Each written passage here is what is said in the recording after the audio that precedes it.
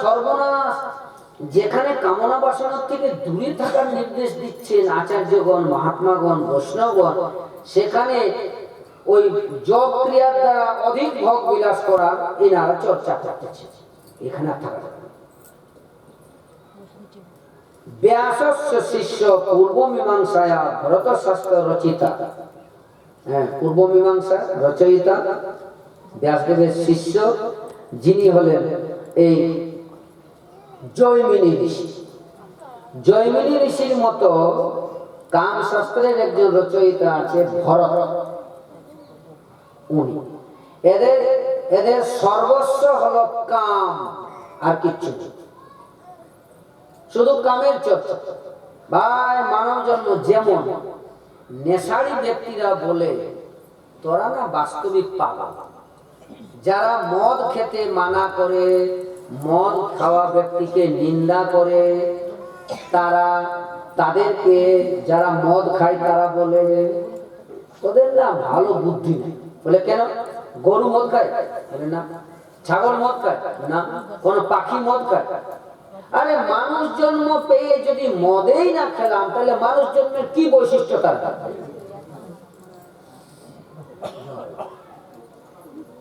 সিদ্ধান্ত তো মানে কম জানে না, আর কারো থেকে কেউ কম জয়।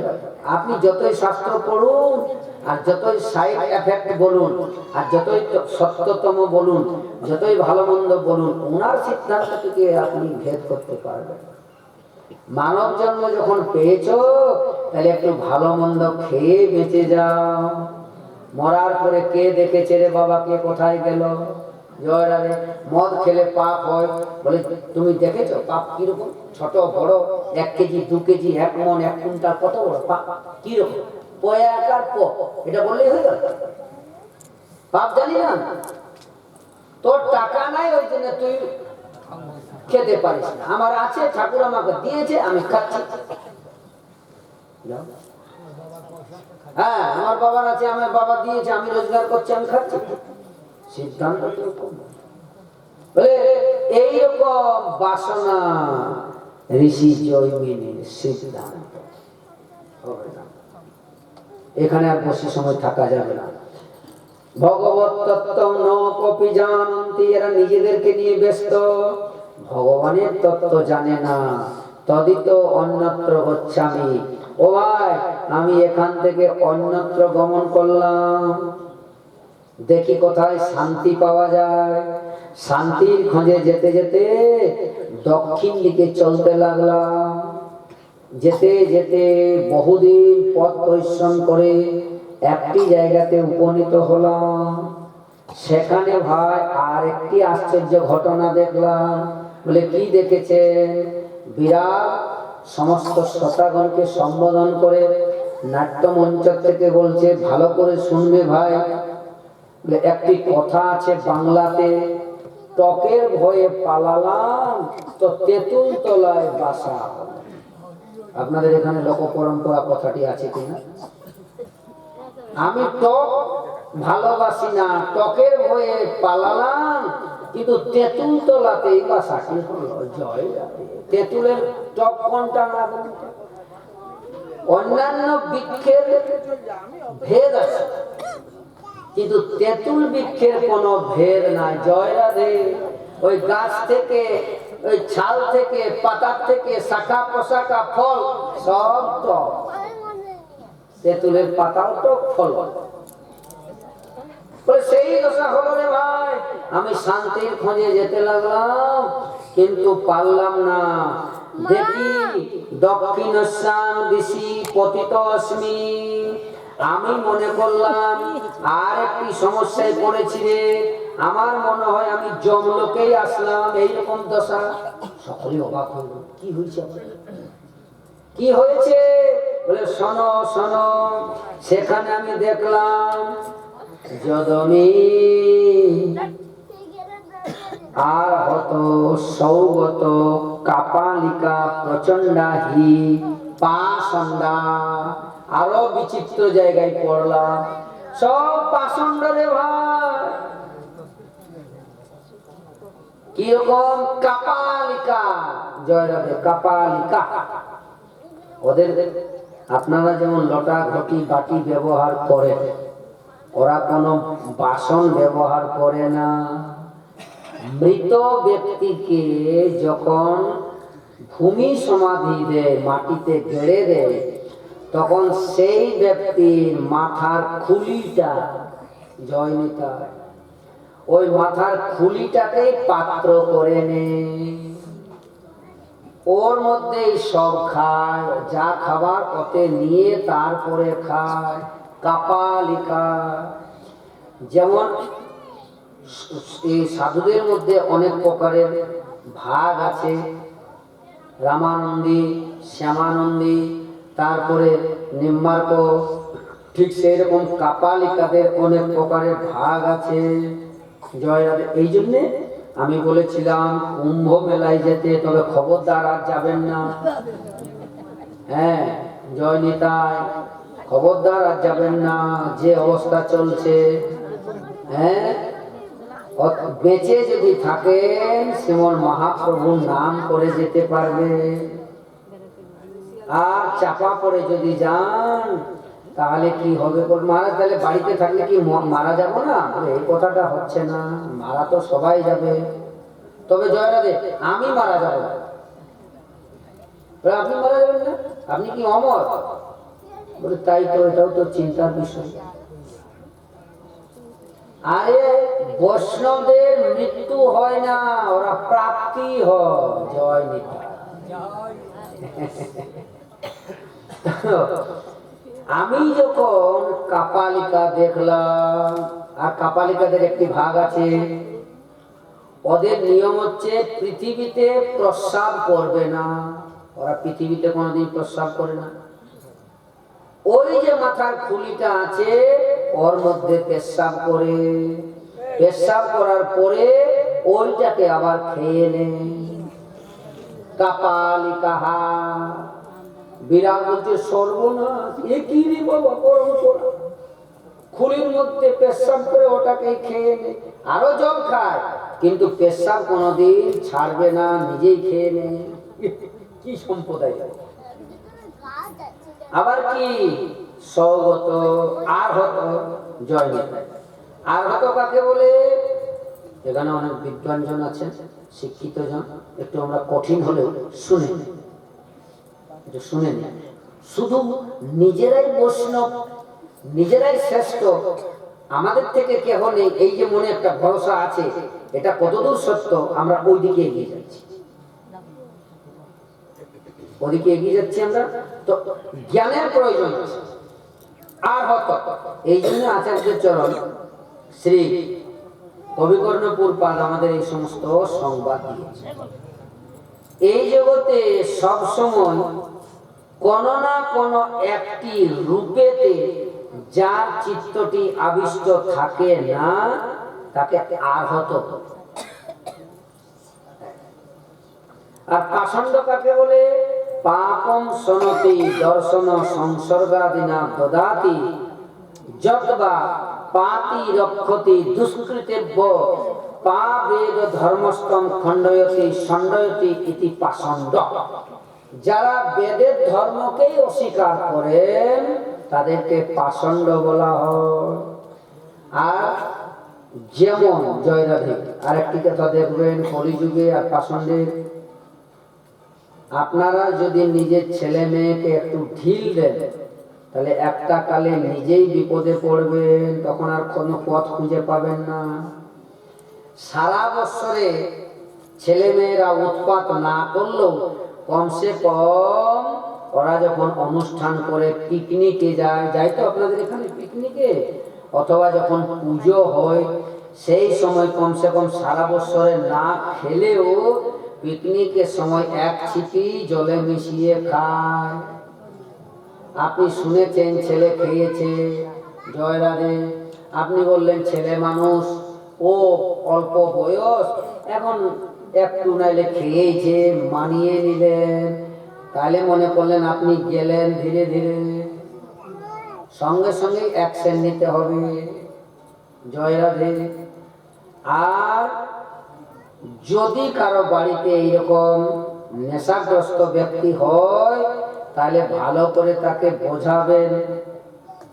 যদি না বুঝলো, না শুনলো, তাহলে আপনি অ্যাকশন নেবেন, তাহলে আপনি ভবিষ্যতে রক্ষা পাবেন।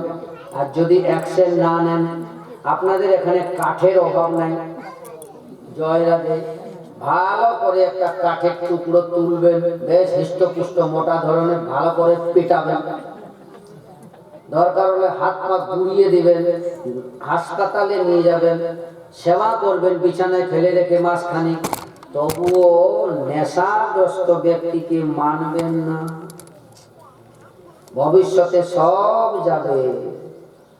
এতে পাপম সনতি মিশ্রতি, যেমন নেশাগ্রস্ত ব্যক্তির সঙ্গে মিশতে মিশতে মিশতে ওই যতই ভালো ছেলে হোক, ও একদিন নেশা করবে। জয় নিতাই। আরেকটা কথা বলে দিই, কেউ যদি বৈষ্ণব হতে না চান তাহলে কোনো বৈষ্ণব সেবাতে যাবেন না। এবার বৈষ্ণবরাও ভালো নয়, কিন্তু ওরাও ডেঞ্জারাস। আপনি যদি বৈষ্ণবের সঙ্গে মিশেন না, বৈষ্ণবের সঙ্গে সম্বন্ধ রাখেন না, আপনিও শান্তিতে থাকতে পারবেন না। ও আপনার মাথাটাকে ওয়াশ করেই দিবে, আজ নাই কাল, এক বছরের মধ্যে ওয়াশ করেই দিবে। আপনি আগে ভালোই ছিলেন, যা ইচ্ছা খেতেন, যেখানে ইচ্ছা খেতেন, ওই বৈষ্ণবদের সঙ্গে মিশে মিশে বৈষ্ণব সেবা দিতে দিতে ওদের কথা শুনতে শুনতে সব মাথায় যেগুলি কুট বুদ্ধি ছিল গেল না, তাইলে মন্ত্রটা নিয়ে গেল রে। এরকম মানে ডেঞ্জারাস। যেমন নেশাগ্রস্ত ব্যক্তির সঙ্গে মিশলে আজ নাই কাল নেশা শুরু করেই দেবে, তেমনি বৈষ্ণবদের সঙ্গে বেশি উঠা বসা করলে, জয় রাধে, ওরাও কিন্তু দল বাড়াতে চায়, সবাই নিজের দলকে বড় করতে চায়। আমি একটা পার্টি, আমার পার্টি বড়। জয় রাধে। আমি তো বলি, আমরা বাল্যকাল থেকে সাধু হয়ে গেছি, আমি দল বাড়াতে চাই, কারো যদি ছেলে থাকে দিয়ে দেয়, জয় রাধে, আমাদের মতো বানিয়ে দিই। কিন্তু বাবা, ছেলেটা মানুষ করছি আপনাকে দেওয়ার জন্য না, তাহলে আপনার ইচ্ছা, জয় নিতাই। সবাই দল বাড়াতে চায়। তো এখানে যারা পাষণ্ড, তারাও কিন্তু নিজের দল, সর্বচিহ্নধারী পাষণ্ডরা এমন কোন কাজ নেই করতে পারে না। কোন সদাচার নেই, শ্মশানে মশানে থাকে, মানুষকে অপশব্দ বলে এমন কিছু মেখে থাকে। এদের লক্ষণ কি? পাষণ্ডের লক্ষণ ভ্রষ্ট, স্বধর্ম, নিজের ধর্মের থেকে, মানব ধর্মের থেকে ভ্রষ্ট। পাষণ্ড বিকর্মস্থ, নিষিদ্ধ কৃতে, যেগুলি নিষেধ সেগুলি করে। ও মহারাজ, শঙ্খ চক্র ঊর্ধ্ব পুণ্যাদি চিহ্নয় প্রিয়তময় হরে রহিত, এরা আবার ঠাকুর দেবতার নামে চলে, বড় বড় তিলক ধারণ করে, অখাদ্য কুখাদ্য খায়, এরা প্রায় প্রাণ হনন করে। তাহলে কার কার কথা বলছেন? আর হত, সৌগত, কাপালাদিগা, প্রচণ্ডা, পাষণ্ডা, সর্বনাশ। এদের কাছে যদি বেশি সময় থাকি, এরা কি না কি বলবে রে বাবা, কি না কি করবে, তার থেকে এদের কাছ থেকে পালিয়ে যায়। বিরাট এদের নিকট থেকে পালিয়ে গেলেন মহারাজ।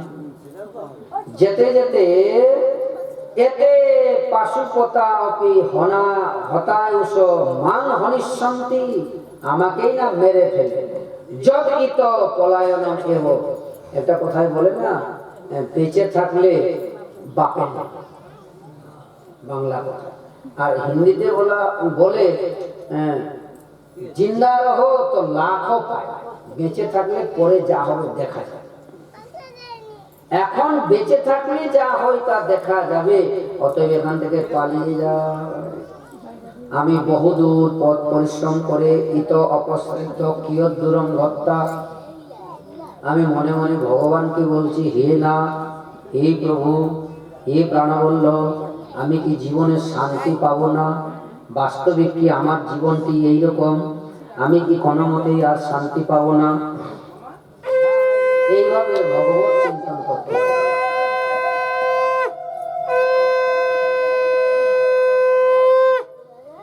চিন্তন করতে করতে আর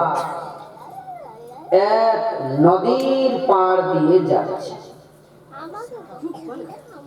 যখন নদীর পাড় দিয়ে যাচ্ছি সেই সময় ওই নদীর তটে তটে যেতে যেতে আমি দেখছি এক জায়গাতে একটি সুন্দর দৃশ্য দেখে আমার মনে একটু শান্তি হলো, একটু শান্তি পেল। ওহো অয়ম সাধুবীর ভবিষ্যতি, ইনাকে দেখে মনে হচ্ছে ইনি সাধু বাবা, তাহলে বুঝি একটু শান্তি পাবো, কারণ সাধুর কাছে শান্তি পাওয়া যায়। জয় রাধে। ভালো করে প্রসঙ্গটি আস্বাদন করুন। আমরা চৈতন্য চন্দ্রোদয় নাটক চরিত গ্রন্থে কবি কর্ণপুরপাদের বাণী আস্বাদন করছি। বিরাট শান্তির খোঁজে বেরিয়েছে। এই সমস্ত থল ভূমি ভ্রমণ করতে করতে একটি নদীর তটে উপনীত হয়েছে। ওহো অয়ম সাধুর ভবিষ্যতি, ইনি বুঝি সাধু বাবা, তাহলে ইনার কাছে শান্তি পাবো। এই বলে জয় রাধে।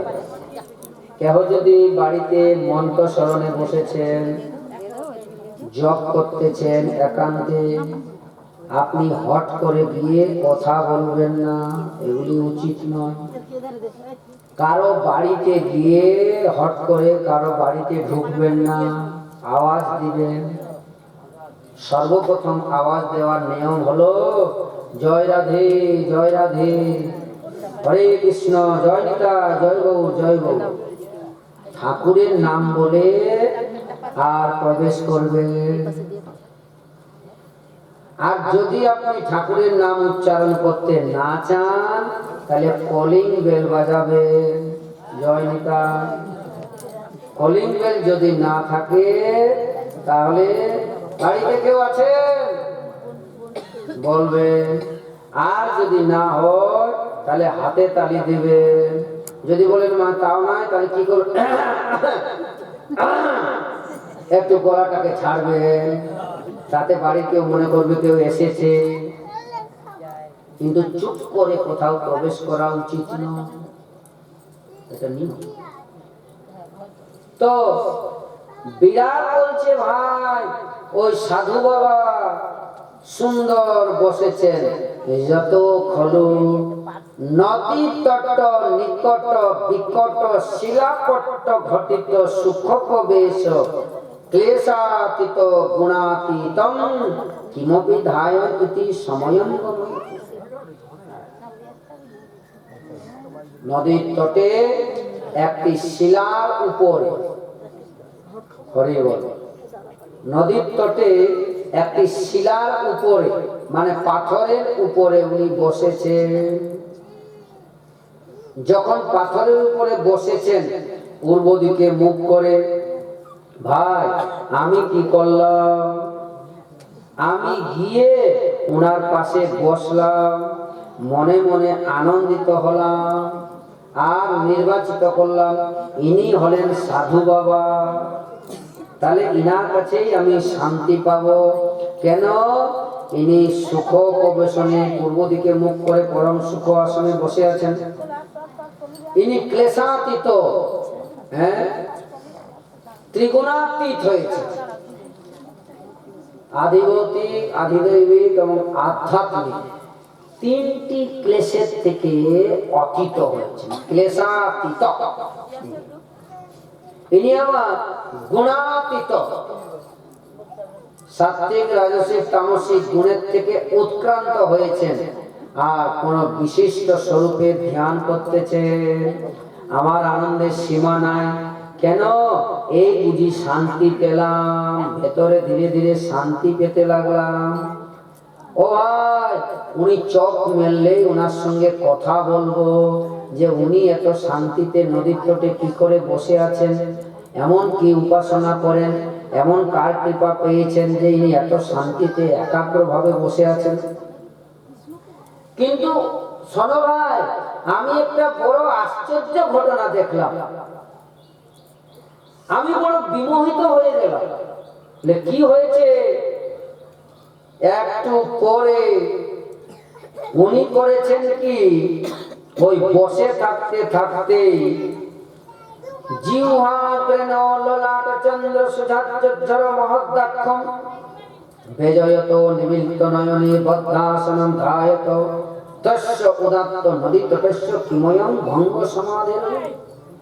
এত সুন্দর তিলকধারী, এত সুন্দর উজ্জ্বল তিলক আছে, পরম ধ্যানমগ্ন হয়ে আছে, দাক্ষং বেজয়ন্ত নিমিল্লম চক্ষু বন্ধ করে আছে, বদ্ধাসনম পরম সুন্দর, আর বসে আছেন মহারাজ বীরাসনে পদ্মাসনে। কিন্তু হায়, একটু পরে দেখি হঠাৎ করে তার সমাধি ভেঙে গেছে। উনি বড় বড় চক্ষু করে আর তাকিয়েছে। আমি এবারে মনে করলাম তার সঙ্গে কথা বলবো, আমার আনন্দের সীমা নেই। কিন্তু উনি কেন তাকালেন ওইদিকে? হায় হায়, আমি অবাক হয়ে গেলাম। ওহো, পানীয় হরণ প্রবৃত্তি তরুণী শঙ্খ সোনা কর। একটি যুবতী কলস নিয়ে নদীতে জল ভরতে এসেছে। ওই যুবতীর পায়ে যে আভূষণ আছে, নূপুর পরা আছে, ওই ধ্বনি কানে গেছে। ওই ধ্বনি কানে যাওয়ার সাথে সাথেই সমাধি ভেঙে গেছে। ওই সুন্দরী রমণীকে দেখার জন্য চোখ মেলেছে। আমি অবাক বলি, কি আসছে?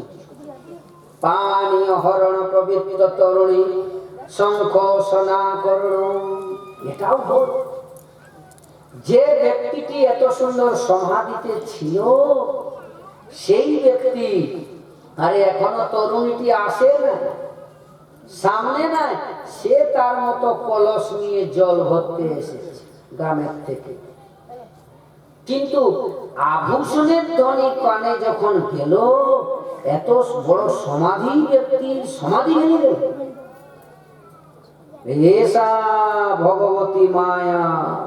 ওরে ভাই, আগে যত কষ্ট পেয়েছিলাম, যে স্থানে গমন করেছিলাম, এখানে আরো বেশি কষ্ট পেলাম রে ভাই। হৃদয়টি দূর দূর করতে লাগলো, বুকে ব্যথা শুরু হয়ে গেল। কিম করমি ও গচ্ছামি, হ্যাঁ, কোথায় যাব, কি করব, কোন দিকে গেলে বাঁচবো? হায় হায়, আমার এমন দশা। আমি তখন চিন্তা করলাম, এত বড় সাধু বাবা, যাকে আমি দেখে শ্রদ্ধা করতে লাগলাম, ওই সাধু বাবার এই দশা, তাহলে কারণটি কি? বলে, কারণ কি? তদিদম উদর ভরণায় কেবলম নাট্যমেতস্ত। বলে, পেট ভরার জন্য, ওই পেটের জন্য, লোককে দেখানোর জন্য এই ব্যবস্থা করেছে। আমি সমাধিতে থাকবো, মানুষ আমাকে প্রণাম করবে, ধন্যবাদ করবে, আমার কাছে আসবে, ভেট দক্ষিণা দেবে, কেবল উদর ভরণের জন্য এই দশা। সর্বনাশ, বড় অবাক। আমি কোথায় যাই বলতে? যেখানে একটু আশা ছিল সেইটি পর্যন্ত গেল। সেটা সাধু তাকে বলে, সাধ্যতি নিষ্পাদয়তি ধর্মাধিকার্যম ইতি। নিজের ধর্ম সাধন করতে যিনি একাগ্র, তাকে সাধু। অথবা যথালব্ধ হরি সন্তুষ্ট সমচিত্ত, যা পাবে তাতেই সন্তুষ্ট হবে। সমচিত্ত, জয় নিতাই, হরি বলো, কিছু মনে করবেন না। আপনি যদি টেকনিক করেন, তাহলে গুরু গোসাই সাধুদের কাছে সম্মান পাবেন, আদর পাবেন। আর যদি টেকনিক না করেন আপনি কোনো আদর সম্মান পাবেন না। তাহলে টেকনিকের মধ্যে সব থেকে জগতে বড় টেকনিক হলো এর যে মহিমা, জয় রাধে, এর যে কি মহিমা, ইনি যে কি করতে পারেন আপনারা ভালো করে, ইনার অনেক বড় মহিমা। মহারাজ যখন কোন ভক্তবৃন্দ কারো কাছে যায়, যদি মোটা ভেট দক্ষিণা দিতে পারে তার জন্য পটল পোস্ত পনিরের তরকারি, আর যদি কেউ ভেট দক্ষিণা না দিতে পারে, জয় রাধে, থাকার জায়গাটা, খাবারের কথা দূরে থাক, থাকারও জায়গা পাওয়া যায়। অতএব সর্বমূল হলো টাকা। মনে রাখবেন কথাটি, টাকা ধর্ম, টাকা কর্ম, টাকাই পরমন্তক, টাকা সাক্ষাৎ পরব্রহ্ম, তস্মৈ শ্রী টকবে নমঃ। জয় রাধে। টাকা বিনা নাহি চলে কাম, যতই বলো রাম আর শ্যাম, টাকা বিনা নাহি চলে কাম। জয় নিতাই। আপনি যদি নিতাই নিতাই না বলে টাকা টাকা বলেন বরং ভালো। জয় রাধে।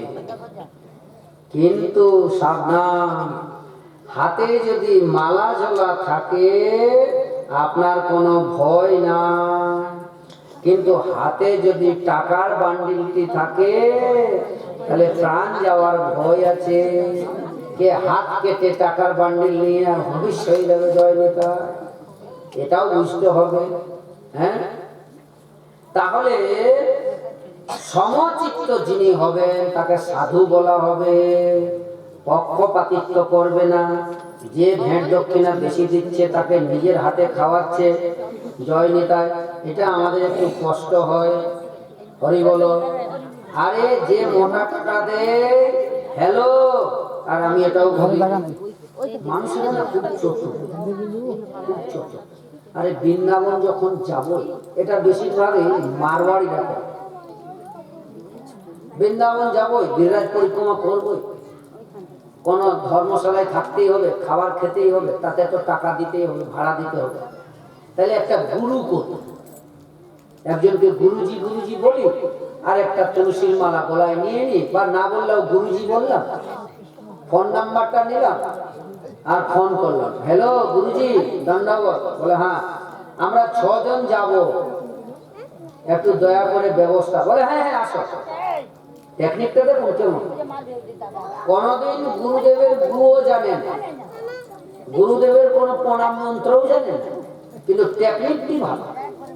ধর্মশালায় টাকা দিতে হবে, খেলে হোটেলে খেতে হবে, তাহলে একটা গুরুদেবই করেন। ফোন করলে, কারণ ধর্মশালায় আগেই তো বলবে টাকা পাঠাও, তুমি বললেই তোমার রুম বুক হচ্ছে না, টাকা পাঠাও তবে বুক হবে।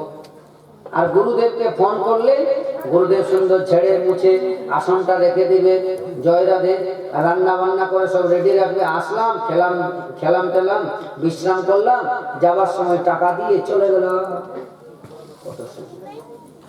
সমচিত্ত।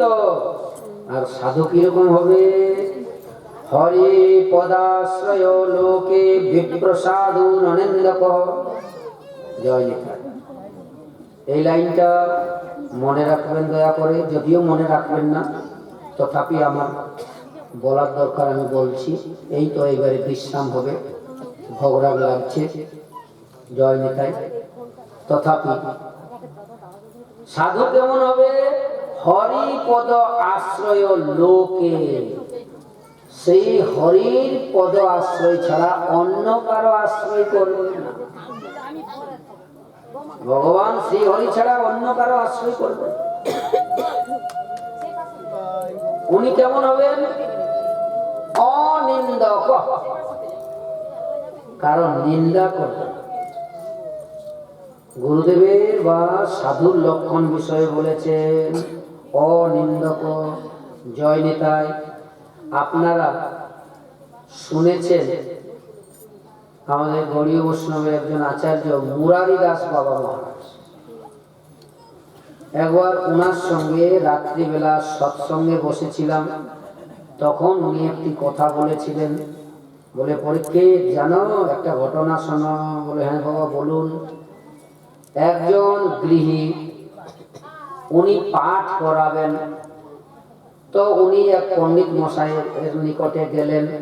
উনি ভালো পাঠক নির্বাচন করতে চাচ্ছিলেন। পণ্ডিত মশাইয়ের কাছে গিয়ে আর বলছেন, বাবা আমি একটু পাঠের ব্যবস্থা করেছি, তো উনাকে দিয়ে আমি পাঠ করাতে চাচ্ছি, উনি কেমন হবেন? তখন উনি চিন্তা করছেন, আমাকে পাঠে না বলে উনাকে পাঠে বলছে, আবার আমাকে জিজ্ঞাসা করছে উনাকে পাঠের জন্য বলতে চাচ্ছি। তখন উনি বলছে, আরে ও একটা গরু, ও কিছু জানে না, ও কিছু জানে না, ও গরুর মতো কথা বলে, ও একটা গরু। উনি অবাক হয়ে গেলেন, সর্বনাশ, নিজের কথা না বলে উনাকে গরু বলছে। বাবা বাবা ঠিক আছে ঠিক আছে, তাহলে কি করবো পাঠে? আমি করে দেবো পাঠ। আচ্ছা ও ঠিক আছে, আমি তাহলে বাড়িতে আলোচনা করে আপনাকে জানাবো। ওই যে পণ্ডিতকে গরু বললেন, এই পণ্ডিত, ওই পণ্ডিতের কাছে আবার উনি গেলেন। গিয়ে প্রণাম করে বলছেন, বাবা আমি একটু পাঠের ব্যবস্থা করেছি, তো ওই পণ্ডিতজিকে দিয়ে পাঠ করাতে চাচ্ছি, আপনি কি বলেন? উনিও বলছেন, আরে ও একটা গাধা, ও কিচ্ছু জানে না, ও আবার কি জানে, গাধা ও আবার কি পাঠের জানে?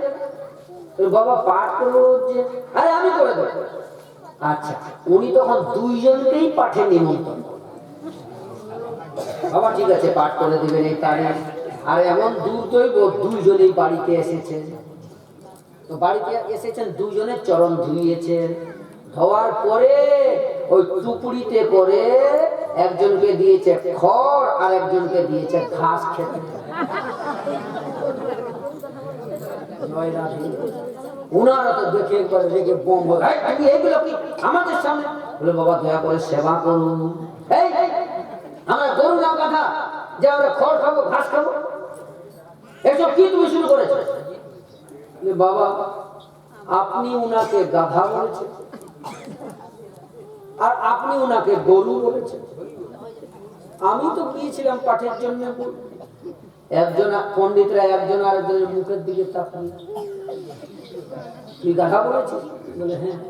বলে, তুইও তো আমার গরু বলেছিস। এইরকম গৃহ হয়, বিপদ।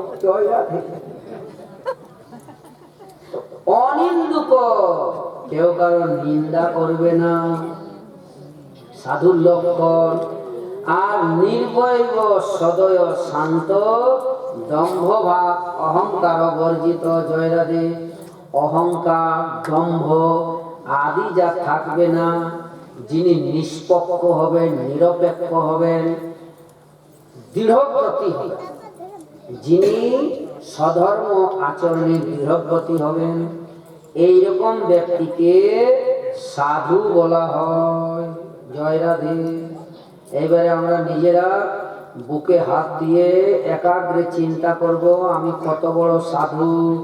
দন্তস্বয় আকার ধয়ের রস্যু না দন্তস্বয় আকার ধয়ের দীর্ঘ? জয় রাধে। বিচার করা দরকার। লোভ মোহ মদ ক্রোধ কামাদি রহিত, সুখ কৃষ্ণাঙ্ঘ্রি শরণ সাধু সহিষ্ণু।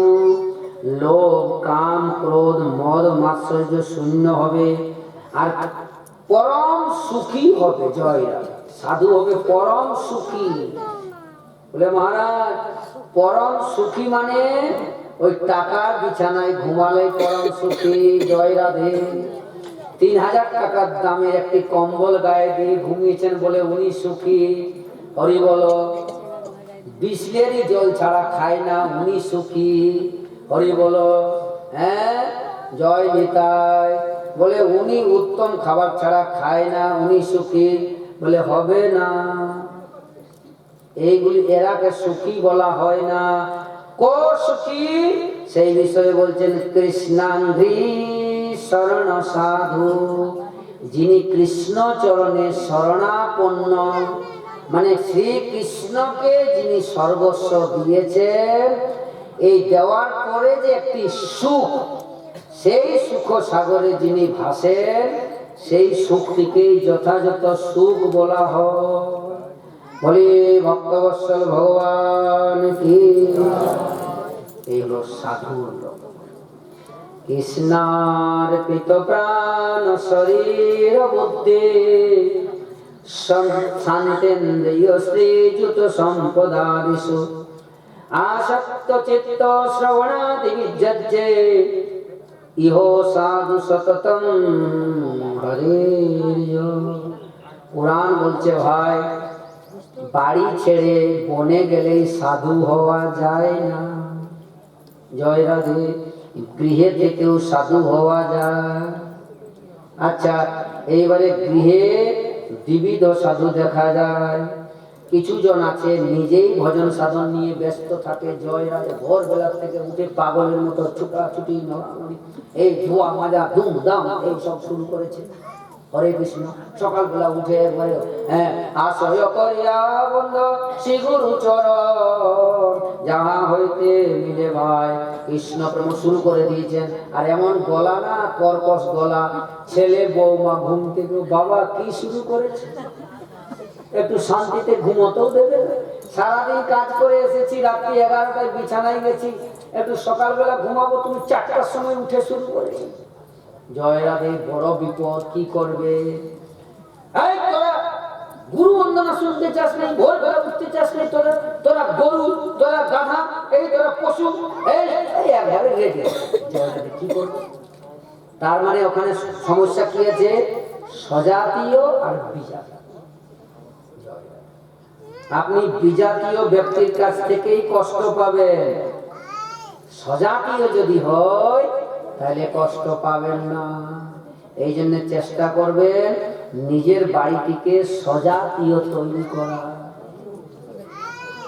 জয় রাধে। বাবুরে, আমি তো ভুল করেছি, আমি তো সেই কালে বুঝি নাই মানব জীবনের সর্বস্ব হলো কৃষ্ণ ভজন। এখন আমি বুঝেছি সার কথাটি। একটা কাজ কর, তুইও বাবা একটু ভজন সাধন শুরু কর।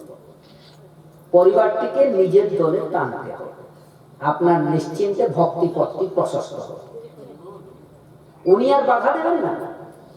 বৌমা আপনার প্রতি রেগে যাবে না, বরং আপনি গুরু বন্দনা বৈষ্ণব বন্দনা করতে করতে বৌমা আপনার জন্য ফুলটা তুলে দেবে। বাবা পূজাতে বসবে, ফুলটি তুলে দেবে। এইভাবে ভক্তি পথে এগোতে হয়। কৃষ্ণ অর্পিত প্রাণ শরীর বুদ্ধি কি হবে? সফল। আমার নয় বলে কৃষ্ণের শরীর, কৃষ্ণের গৃহ, কৃষ্ণের পরিবার, জয় নিতাই, সব কৃষ্ণের। যখনই কৃষ্ণ সম্বন্ধীয় সংসার হবে তখনই সর্বচিত্ত আকর্ষ সাক্ষাৎ মনমথ মদন ভগবান সর্বচিত্ত আকর্ষ শ্রী হরি, তিনি আমাদেরকে কৃপা করেন। পদ্মপুরাণে একটি কথা আছে, ন প্রহিষ্যতি সম্মানে না অবমানেন কুৎপতি ন ক্রুদ্ধ পুরুষম ব্রূয়াৎ এত সর্বলক্ষণ। স্তুতি করলেও যিনি ক্রোধ বা প্রসন্ন হন না, নিন্দা করলেও যিনি ক্রোধিত হন না, যিনি একমাত্র কৃষ্ণকেই সর্বস্ব মনে করেন, এরাকে সাধু বলে।